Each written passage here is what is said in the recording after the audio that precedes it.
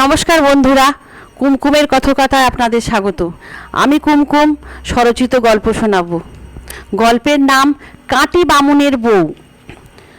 প্রায় 100 বছর আগের কথা।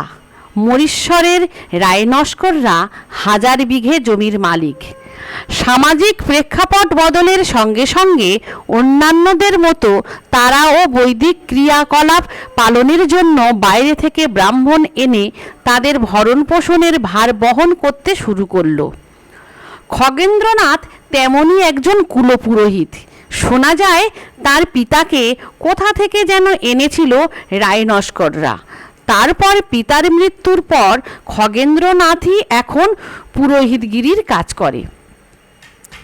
রায়নস্করদের বড়গিন্নি বিলাসমণি প্রায় ঘুরে যেতেন খগেন্দ্রনাথের বাড়ি। উদ্দেশ্য গ্রামে একটিমাত্র ব্রাহ্মণ পরিবার, তাদের সুবিধা অসুবিধা দেখতে আসা আর কোনো সমস্যা হলে তার সমাধান করা। সেদিন খগেন্দ্রনাথের বাড়িতে তার ব্রাহ্মণীর সঙ্গে গল্প করতে এসেছিলেন বিলাসমণি।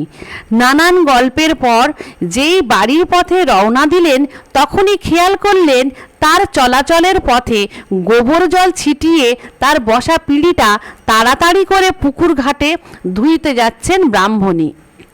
বিলাসমণি ভূস্বামী মহেন্দ্রনাথ রায়নস্করের স্ত্রী।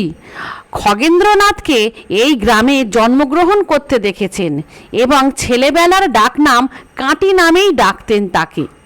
অত্যন্ত গম্ভীর হয়ে নাতির বয়সী কুলপুরোহিতকে ডেকে বললেন, হ্যাঁ রে কাঁটি, আমার শ্বশুর তোর বাবাকে এখানে এনে জমি দিয়ে বাস করতে দিল। আমাদের অন্নে তোরা প্রতিপালিত, আর শুধুমাত্র তোদের পিঁড়েতে বসেছি বলে তোর বউ পুকুরে পিঁড়ে ধুইতে ছুটল। বাড়িতেই ছিলেন কাঁটি বামুন। ভূস্বামী গৃহিণী রুষ্ট হয়েছেন বুঝে মিনমিন করে বললেন, কি বলবো ঠাকুমা, ও একটু ওই রকম। উচ্চকণ্ঠে ভূস্বামী গৃহিণী আশপাশের সবাইকে শুনিয়েই বললেন, কিসের এত জাত ঘৃণা ওর?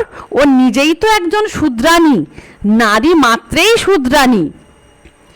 আমার লেখা গল্প ভালো লাগলে চ্যানেলটি লাইক করবেন, কমেন্ট করবেন, সাবস্ক্রাইব করবেন। ধন্যবাদ।